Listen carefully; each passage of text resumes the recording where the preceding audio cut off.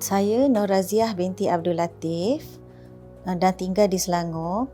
Saya adalah pengusaha produk makanan. Produk yang saya fokus adalah kerepek ngaku, iaitu dalam English dipanggil Arrowhead.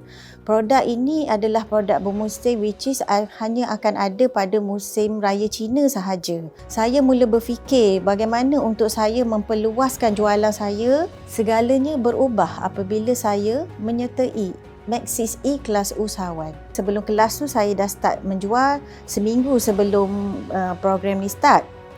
Saya menjual tu dalam 54 balang macam tu je.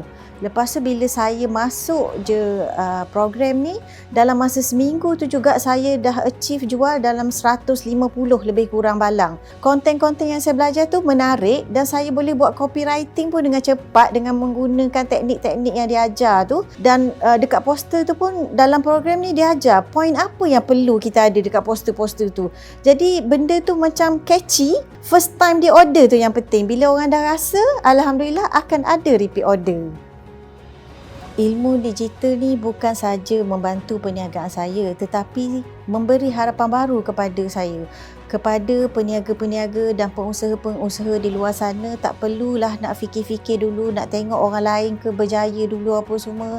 Teruskan saja dengan ilmu digital ni. Terima kasih kepada pihak Maxis dan UiTM kerana memberi peluang kepada pengusaha seperti saya menyertai program ini.